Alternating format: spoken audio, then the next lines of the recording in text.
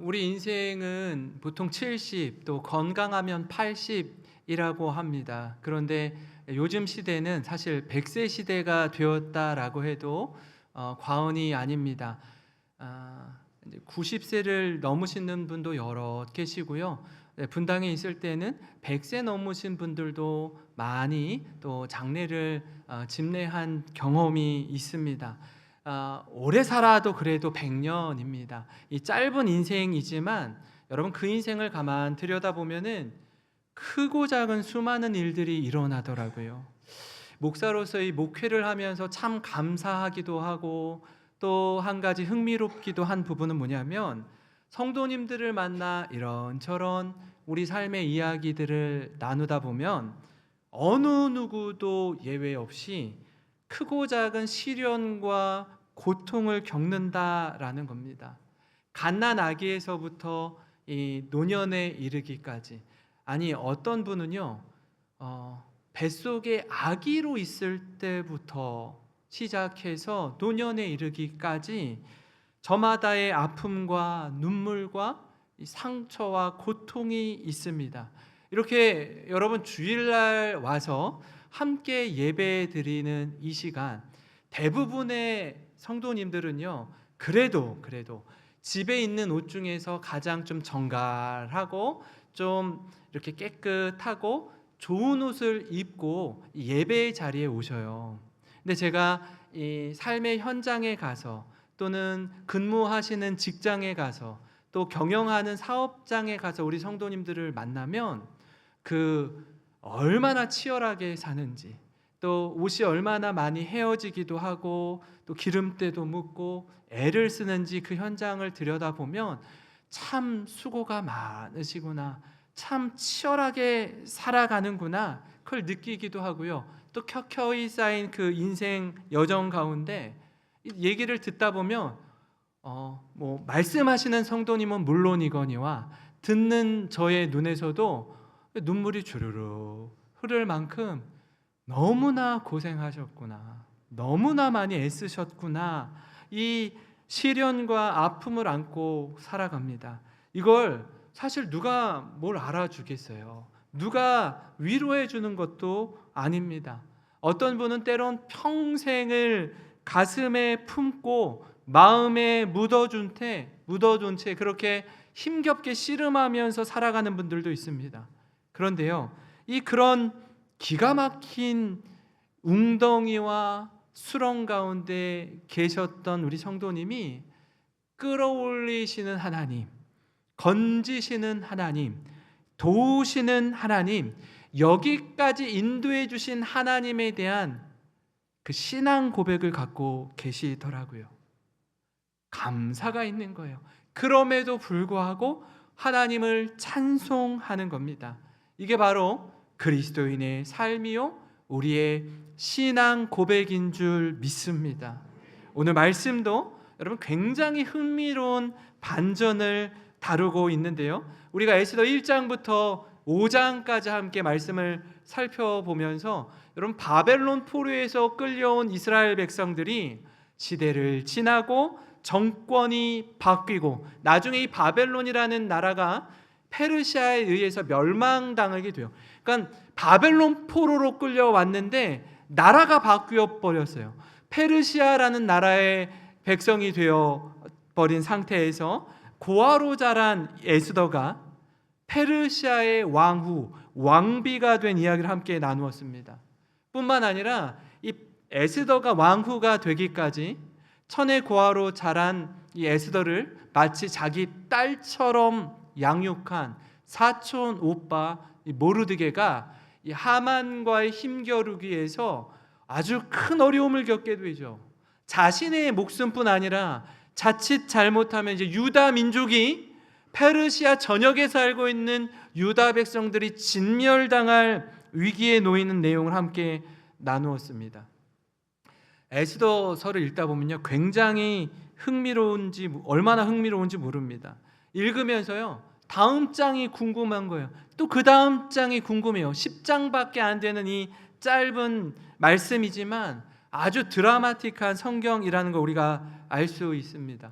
하나님이 전면에 등장하지 않습니다. 하나님이라는 단어가 단 한 번도 기록되지 않은 유일한 성경이기도 합니다. 그러나 하나님이 어떻게 역사를 주관하시고 섭리하는지 뚜렷이 볼 수 있습니다. 우리가 오늘 읽은 말씀 앞에 6장을 읽었으면 5장과 7장이 있는데요, 에스더가 아하수에로 왕과 하만을 초청해서 잔치를 엽니다. 그리고 5장에 잔치가 기록되어 있고요, 7장에도 잔치가 기록되어 있습니다. 여러분, 이런 그 성경의 이 구조를 샌드위치 구조라고 해요.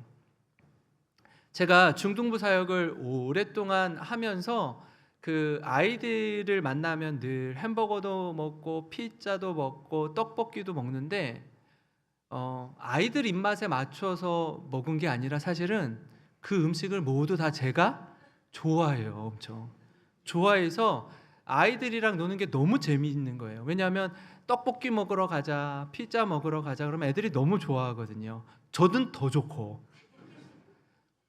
이 샌드위치 구조라고 하는데, 이 햄버거를 너무 좋아하는데 제가 요즘에도 사실은 혼자서 아내 몰래 햄버거를 먹으러 갈 때가 있어요. 이렇게 당신 뭐 먹고 왔어? 그러면 제가 이렇게 맛있는 거 먹고 왔어. 그러면 알아요. 우리 남편이 또 햄버거를 먹고 왔구나. 이걸 알아요. 햄버거는요, 빵과 빵 사이에 뭐가 있어요? 햄이 있어요. 햄 패티가 있어요. 그것처럼 오늘 말씀이 5장의 잔치와 7장의 잔치에 굉장히 중요한 내용이 오늘 말씀의 샌드위치의 햄 패티처럼 담겨 있습니다. 오늘 이 말씀을 통해서 모르드게와 하만 사이에 놀라운 반전, 역전이 일어납니다.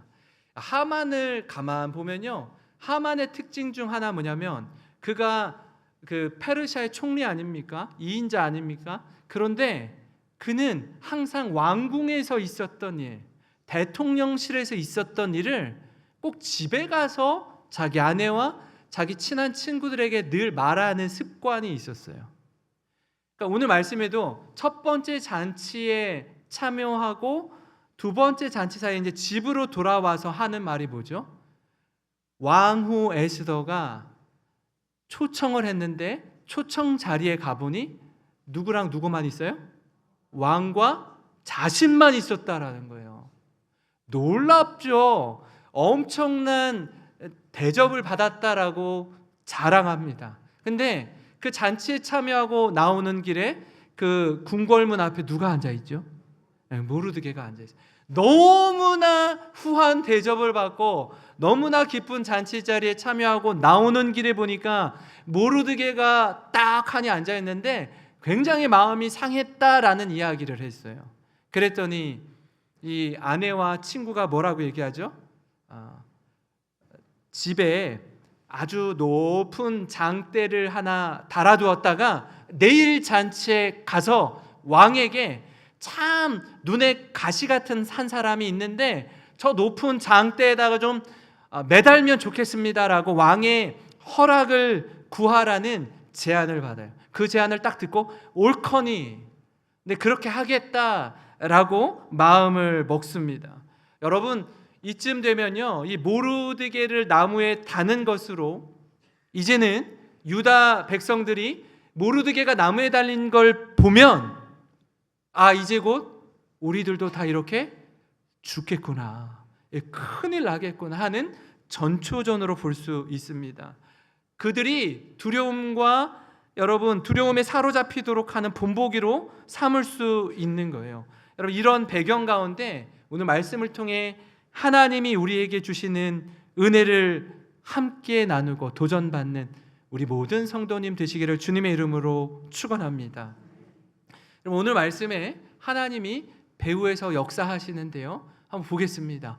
배후에서 역사하시고 일하시는 하나님은 첫 번째로 우리의 모든 삶을 통해 역사하신다라는 겁니다.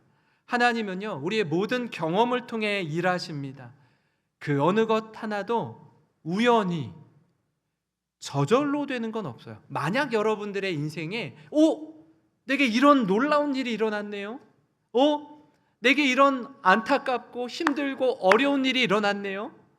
우연이라고 여러분이 생각할지 모르는 그 일조차도 사실은 하나님께서 우리 인생 가운데 유익의 재료로 사용하신다라는 거예요. 우리가 지난번에 2장을 읽으면서요, 제가 좀 어떤 의도를 가지고 이렇게 스쳐 지나갔던 말씀이 한 구절 있습니다. 2장 마지막 절에 기록되어 있는데 여러분 함께 제가 읽어드리겠습니다. 2장 21절부터 23절입니다. 모르드게가 대궐문에 앉았을 때 문을 지키던 왕의 내시 빅단과 데레스 두 사람이 원한을 품고 아하수에로 왕을 암살하려는 음모를 꾸미는 것을 모르드게가 알고 왕후 에스더에게 알리니 에스더가 누구의 이름으로? 모르드게의 이름으로 왕에게 아뢰인지라. 조사하여 실증을 얻었으므로 두 사람을 나무에 달고 그 일을 왕 앞에서 궁중 일기에 기록하니라. 아하수에로 왕을 암살하려는 음모를 궁중 내시 두 명이 그 음모를 계략을 짭니다. 여러분, 배신은요 가까운 사람이에요. 저 멀리 있는 사람이 하지 않아요. 가까이 지내는 측근이 배신을 합니다. 암살 음모 계획을 모르드게가 알고 왕후 에스더에게 이 사실을 알려줘요. 에스더가 참 지혜로운 것 같아요. 자기 이름으로 이 사실을 말하지 않고 누구 이름으로? 사촌 오빠 모르드게 이름으로 알려줍니다. 그래서 아하수에로 왕의 암살 음모는 미수로 그치게 되고 그 일을 벌였던 넷이 빅단과 데레스 두 사람은 나무에 달립니다. 이 내용이 궁중 일기에 기록돼요. 우리로 치면 조선 왕조 실록에 기록되는 것처럼 궁중 일기에 기록됩니다. 굉장히 중요한 말씀인데 가볍게 스치듯 지나가요. 아마 모르드게 입장에서는 좀 서운했을 수도 있어요. 이 결정적인 제보를 했는데 왕이 어떤 보상도 포상도 해주지 않고 그냥 무심코 지나갔어요. 우연일 수 있겠죠. 왕이 내 그 중심을 모르나 그렇게 생각할 수도 있겠죠. 그렇게 잊혀지는 듯 했습니다. 그러나 오늘 말씀을 보니까 그날 밤에 이렇게 기록돼요. 그날 밤에 왕이 잠이 오지 아니하므로. 그날 밤은 어떤 밤이냐면 5장의 첫 번째 잔치와 7장의 두 번째 잔치 사이에 있는 그날 밤이에요. 잠이 오질 않아요. 하만이 모르드게를 나무에 달도록 구하려던 밤입니다. 모르드게와 에스더에게는요 너무나 중요한 밤이에요. 그런데 그날 밤 공교롭게도 아하수에로 왕이 잠이 오질 않아요. 왜 잠이 오지 않을까요? 정확히는 알 수 없지만 우리가 어느 정도 짐작은 할 수 있습니다. 아까 말씀드린 것처럼 여러분 당시에 왕의 목숨을 노리는 주변의 사람들이 너무나 많이 있었어요. 믿을 사람이 하나도 없어요. 믿을 사람이 없어요. 언제 어느 때 자신의 목이 날아갈지 몰라요. 그래서 암살 위협이 너무나 많다 보니까 이로 인해서 불면증에 시달리는 왕이 많았습니다. 페르시아가요 작은 나라가 아니에요. 지금의 그 나라의 규모로 이야기하면 미국 규모의 땅입니다. 우리나라의 40배가 넘는 땅을 다스리는 제왕, 황제였습니다. 여러 가지 국내외의 복잡한 상황으로 인해서 쉽게 잠을 이루지 못했습니다. 최근에도 그런 일이 있었죠. 미국의 대통령 후보가 암살 음모에 노출되는 것 아닙니까? 왕의 자리는요 굉장히 무겁고 힘든 자리입니다. 왕이 되려는 자는 왕관의 무게를 견뎌내야 합니다. 그리고 여러분 신중하고 현숙한 여인인 왕후 에스더가 전날에 자신을 찾아오는데 그때 당시에 이런 정서, 왕을 암살하려는 음모와 계획을 가진 이들이 주변에 많았기 때문에 왕이 부르지 않았는데 왕궁들에 들어온다라는 건 다른 말로는 뭐냐면 왕을 해치겠다는 의도를 가지고 있는 사람이나 동일한 거예요. 그래서 누구라도 왕이 부르지 않았는데 왕 앞에 서면 단칼에 그를 처리할 수 있었습니다. 그런 왕후 에스더가 자신의 허락도 없이 정복을 갖춰 입고 내전으로 들어온 것이 뜻밖의 일이라 잠이 오질 않아요. 자신이 규를 내밀지 않으면 죽을 수밖에 없는데, 그런데 목숨 걸고 자신에게 나아왔다라는 건 에스더가 아주 중대한 사안을 내게 말하려고 하는구나. 말을 안 해요. 말을 안 해. 처음 왔을 때, 그 내전에 들어왔을 때 왕이 물었어요. 근데 대답을 하지 않아요. 잔치를 열어요. 잔치를 열어서 갔는데 가서 다시 한번 묻죠. 내게 하고 싶은 말이 무엇이냐. 만약에 내가 다스리는 나라의 절반이라도 달라면 내 주겠노라 라고 얘기하는데 또 말을 안 해요. 너무 궁금한 거예요. 잠이 오질 않아요. 영국의 지금 왕이요, 이전까지 수십 년 동안 엘리자베스 2세 여왕이 영국을 통치했는데 지금 왕은 국왕 찰스 3세입니다. 금규가 뭘까? 금규, 금홀, 이걸 내밀어야 산다는데 막 찾아봤어요. 이렇게도 찾아보고 저렇게도 찾아보는데 찾기가 쉽지 않더라고요. 그러다가 이 찰스 3세가 그 왕으로서 즉위식을 할 때 왕관을 쓰고 이 금규를 딱 들고 있는 사진을 하나 구했습니다. 한번 보여주실까요? 저 오른손에 잡고 있는 저거, 저 봉 같은 거, 여의봉 같은 저 봉, 저 봉이 금규예요. 저걸 내밀어야 사는 거예요. 내밀어야. 저걸 내밀지 않으면 그냥 단칼에 목숨을 잃는 겁니다. 그렇게 에스더가 왔는데 잔치에 초대했는데 말하잖아요. 그리고 뭐라고 하죠? 내일 얘기하겠대. 내일 한 번 더 잔치를 할 테니 그때 오라고. 너무나 궁금합니다. 그래서 밤새 뒤척여요. 그때 수면제가 어디 있습니까? 잠이 오질 않으니까 잠이 오는 방법을 구합니다. 근데 이 방법이 보니까 어찌 보면 좀 우리와 비슷하더라고요. 잠이 오지 않을 때 역대 왕의 일기를 꺼내다가 읽으라고 해요. 이건 무슨 얘기죠? 전에도 잠이 오지 않으면 뭐 읽어요? 역사의 이 궁중 일기를 읽으면 재미가 없으니까 지루하니까 잠이 스르르 온 거예요. 스르르 온 거예요. 우리도 그렇지 않습니까? 성도 여러분, 우리 잠이 오지 않을 때 어떻게 하죠? 책을 봐요. 책. 근데 그냥 보통 책을 보지 않아요. 우리는 책을 보되 어떤 책을 보면 잠이 와요? 네. 성경책을 보면 잠이 그냥 정신이 말똥말똥 하다가도 양을 100마리까지 샜는데도 잠이 안 오는데 성경책을 딱 보고 읽는 순간 언제 그랬냐는 듯이 내가 언제 잠드는지도 모른 채 잠이 스르르 오는 거예요. 놀라운 일이에요. 이 아하수에로 왕을 통해 우리가 체득한 게 아닐까 싶습니다.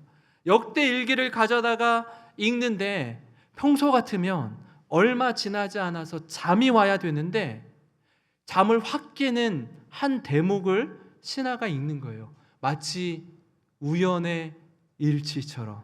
그 말씀이 오늘 6장 1절부터 3절에 기록되어 있습니다. 그날 밤에 왕이 잠이 오지 아니하므로 명령하여 역대 일기를 가져다가 자기 앞에서 읽히더니 그 속에 기록하기를 문을 지키던 왕의 넷이 두넷이 빅다나와 데레스가 아하수에로 왕을 암살하려는 음모를 모르드게가 고발하였다 하는지라. 왕이 이르되 이 일에 대하여 무슨 존귀와 관작을 모르드게에게 베풀었느냐 하니 측근 신하들이 대답하되 아무것도 베풀지 아니하였나이다 하니라.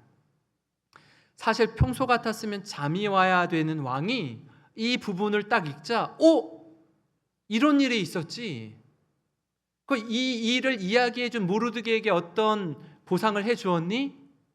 아무것도 안 했다는 거예요. 그러면 안 되지. 그러면 안 되지. 내 생명의 은인인데. 내 생명의 은인인데. 기막힌 타이밍 아닙니까?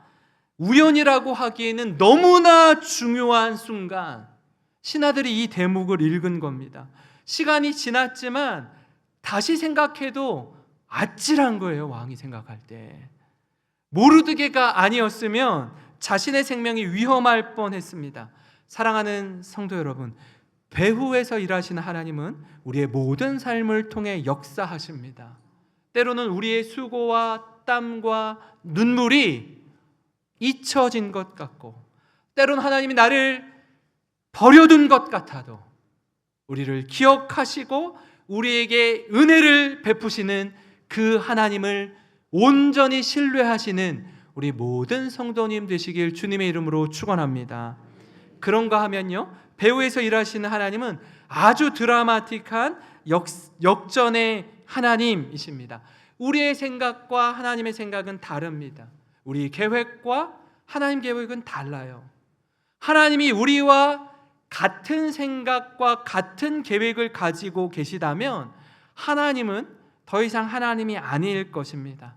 우리가 다 이해할 수 없고 다 헤아릴 수 없지만 그분의 역사는 놀라운 곳에서 아주 드라마틱한 역전을 경험하게 하십니다.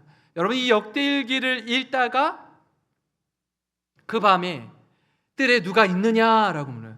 뜰에 누가 있느냐? 근데요, 이 타이밍에 아까 하만이 집에 퇴근해가지고 가서 아내와 친구들에게 이야기를 했잖아요. 그래서 그러면 그 다음날 두 번째 잔치가 열릴 때에 왕에게 요청해서 모르드게를 장대에 달아 죽이도록 하라는 제안을 들었잖아요. 근데 이 하만도요, 가만히 있을 수 없는 거예요. 뭐가 그렇게 급한지 그 밤에 왕에게 찾아가서 내일 잔치까지 기다리지 못하겠는 거예요. 그 밤에 왕의 뜰에 갑니다. 4절이에요. 왕이 이르되 누가 뜰에 있느냐 하매 마침 하만이 자기가 세운 나무에 모르드게 달기를 왕께 구하고자 하여 왕궁 바깥뜰에 이른지라. 참지 못하는 거예요. 빨리 하고 싶은 거예요. 시간이 촉박한 거예요. 그래서 바깥뜰에 있었어요. 그래서 여러분, 이때 왕이 이런 얘기를 하죠. 6절입니다. 하만이 들어오거늘 왕이 묻되 왕이 존귀하게 하기를 원하는 사람에게 어떻게 하여야 하겠느냐? 하만이 심중에 이르되 왕이 존귀하게 하기를 원하시는 자는 나 외에 누구리요? 나 외에 누구요? 이거 나한테 뭔가 해주려고 왕이 이런 말을 하나 보다라고 착각하는 거예요. 근데 착각하고 오해할 만한 게 지금 어디까지 본인이 이르렀죠? 페르시아의 인자의 자리, 페르시아의 총리의 자리까지 아주 엄청난 속도로 올라온 사람이 자신이거든요. 그러니 하만이 생각할 때요, 자기 위에 누구밖에 없어요? 왕밖에 없어요. 그러니까 설레이는 마음으로 뛰는 가슴으로 이렇게 제안합니다. 7절부터 9절인데요. 왕께 아뢰되 왕께서 사람을 존귀하게 하시려면 왕께서 입으시는 왕복과 왕께서 타시는 말과 머리에 쓰시는 왕관을 가져다가 그 왕복과 말을 왕의 신하 중 가장 존귀한 자의 손에 맡겨서 왕이 존귀하게 하시기를 원하시는 사람에게 옷을 입히고 말을 태워서 성중거리로 다니며 그 앞에서 반포하여 이르기를 왕이 존귀하게 하시기를 원하는 사람에게는 이같이 할 것이라 하게 하소서 하니라. 이 사람이 자신이라고 상상하는 거예요. 상상하면서 어떻게 하죠? 자신은 더 이상 바랄 게 없거든요. 노리는 건 왕의 자리예요. 그러니 존귀하게 여긴 사람에게 왕이 입는 옷을 입히고 왕이 쓰는 말을 타고 왕이 쓰는 관을 머리에 씌우고 사람들에게 다니게 하면서 왕이 존귀하게 쓰는 사람한테는 이 정도의 대우를 왕이 베푼다라고 하라는 거예요. 상상해 보세요. 자신이 만약에 그렇게 다니면 사람들이 볼 때 뭐라고 생각하겠어요? 거기 왕이네? 왕이 입는 옷과 말과 관을 쓰고서 사람들 앞에 거닐면 왕과 다름없는 거 아니에요? 똑같은 거죠. 그 자리를 원하는 거예요. 그렇게 얘기하는 거예요. 여기까지 보면 완벽한 하만의 승리입니다. 압도적인 하만의 승리예요. 꿈을 이루는 것 같습니다. 그런데 바로 그때 왕이 하만에게 뭐라고 하죠? 10절 말씀 우리 한번 같이 읽어보겠습니다. 시작. 이에 왕이 하만에게 이르되 너는 네 말대로 속히 왕복과 말을 가져다가 대궐문에 앉은 유다 사람 모르드게에게 행하되 무릇 네가 말한 것에서 조금도 빠짐이 없이 하라. 아멘. 완전히 지금까지의 전세를 뒤집어 엎는 아하수에로 왕의 한마디입니다. 너 지금 말한 그대로 한 개도 빠뜨리지 말고 누구에게 행하라고요? 모르드게에게 하라는 거예요. 모르드게에게. 하만은 지금까지 자신에게 그렇게 하라는 걸 줄 알고 꿈에 부풀어서 기대하는 마음으로 이런 제안을 했는데 이 제안을 누구에게 실천하라는 거예요? 모르드게에게 하라는 거예요. 여러분, 꿈에 부풀어서 구름 위를 걷고 있었는데 꿈을 이루었다라고 그가 생각했는데 한순간에 하늘 높은 곳에서 나락으로 완전히 떨어지는 반전이 일어납니다. 자신이 이 밤에 왕에게 나와 모르드게를 나무에 달라고 제안하려고 했다가 반대로 모르드게를 왕처럼 높이는 일에 자신의 재앙을 왕이 수용해 버린 거예요. 세상에 이런 반전이 있어도 어떻게 이런 반전이 있나 할 정도로 놀랍기만 합니다. 사랑하는 성도 여러분, 하나님은 우리가 생각하는 것 이상으로, 우리가 기대하는 것 이상으로 우리 삶을 풍성케 하시는 역전의 하나님이신 줄 믿으시기 바랍니다. 그 하나님이 우리 하나님이어서 참 감사합니다. 그 하나님을 신뢰하며 살아갈 수 있어서 얼마나 큰 힘과 위로와 은혜가 되는지 모릅니다. 역전케 하시는 하나님, 완전히 새롭게 하시는 하나님을 기대하며 믿음으로 승리하시는 우리 모든 성도님 되시길 주님의 이름으로 축원합니다. 마지막으로요, 여러분, 배후에서 일하시는 하나님은 새로운 시작, 새로운 길을 만드시는 하나님입니다. 하나님이 일하시면요, 우리가 생각할 때 너무나 놀랍습니다. 우리의 기대를 완전히 뛰어넘어 일하셔요. 그분은 무에서 유를 창조하시는 분입니다. 절망에서 희망으로, 낙심에서 소망으로 우리의 끝에서 시작하시는 하나님입니다. 그렇게 새로운 시작, 새로운 길을 만드시는 하나님이세요. 자신이 말한 그대로 자신이 아니라 모르드게에게 그대로 행한 후에 집으로 터벅터벅 완전히 힘이 쭉 빠져서 어깨가 처진 채 집으로 돌아옵니다. 아마 이때 하만의 마음이 완전히 물 녹듯이 녹았을 겁니다. 충격이 상당했을 거예요. 자기가 장대에 매달아 죽이려고 했던 모르드게를 왕이 타는 말 위에 태워서 그 말고삐를 잡고 자신이 왕이 존귀하게 여기는 사람한테는 왕이 이렇게 대한다라고 말하면서 다녔으니 이런 절망과 이런 반전이 어디 있습니까? 자신의 모습이 너무나 비참한 겁니다. 이제는 공격과 수비가 바뀌었어요. 분위기가 심상치 않습니다. 제가 올림픽 때문에 제가 이렇게 밤에 올림픽을 좀 보는데 우리나라 사람들이 잘하는 세 가지: 총 쏘는 거, 활 쏘는 거, 칼싸움. 와, 이 고구려의 기상이 정기가 있는지 총 쏘고 활 쏘고 이 칼싸움을 잘하는 거예요. 프랑스가 펜싱의 종주국인데 그 프랑스 파리에서 프랑스와 대결하는데 우리가 이기는 거예요. 이 말이 됩니까? 일방적인 응원이에요. 우리나라가 태권도의 종주국인데 다른 나라가 우리나라를 이긴다라고 생각해 보세요. 태권도 하면 우리나라인데, 그런 것처럼 펜싱하면 프랑스인데 그 프랑스에서 프랑스와 붙어서 이기는 거예요. 근데 칼싸움을 가만 보니까 이게 있더라고요. 공격과 수비가 있더라고요. 수비할 때는요, 공격을 못 해요. 수비를 하고 공격해야 돼요. 그래야 점수를 내더라고요. 수비할 땐 수비만 해야 돼요. 칼로 한번 딱 맞고 그 다음에 공격을 할 수 있더라고요. 지금 하만과 모르드게의 공격과 수비가 바뀌어 버렸어요.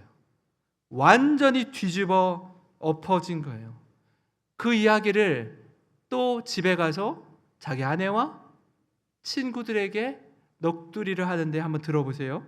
6장 12절 13절입니다. 모르드게는 다시 대궐문으로 돌아오고 하만은 번뇌하여 머리를 싸고 급히 집으로 돌아가서 자기가 당한 모든 일을 그의 아내 세레스와 모든 친구에게 말하매 그중 지혜로운 자와 그의 아내 세레스가 이르되 모르드게가 과연 유다 사람의 후손이며 당신이 그 앞에서 굴욕을 당하기 시작하였으니 능히 그를 이기지 못하고 분명히 그 앞에 엎드러지리이다.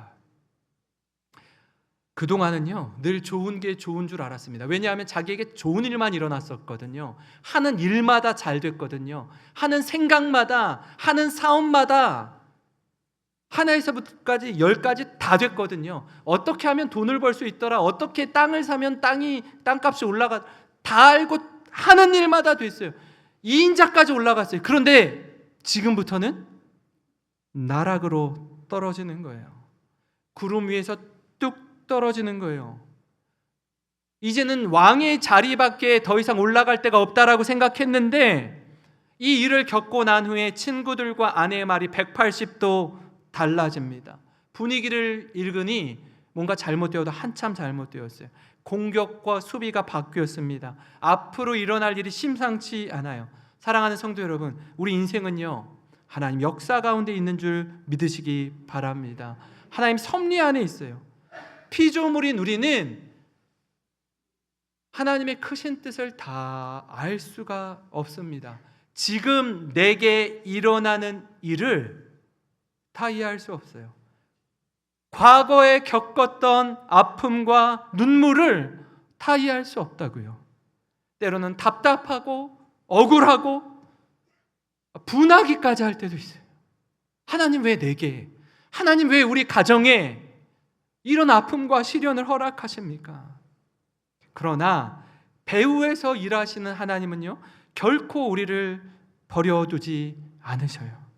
다 보고 계십니다. 아주 작은 것 하나, 우리의 호흡, 우리의 작은 신음까지도 다 듣고 계셔요. 그 어느 것 하나 그냥 우연히 저절로 이루어지는 일은 없습니다. 하나님의 크신 사랑 안에 모든 일이 이루어집니다. 여러분, 그 하나님을 온전히 신뢰하시기를 바랍니다. 새로운 시작, 새로운 길을 만드시는 하나님을 의지합시다. 그 하나님을 힘입어서 오늘을 살아가는 모든 성도님 되시길 주님의 이름으로 축원합니다.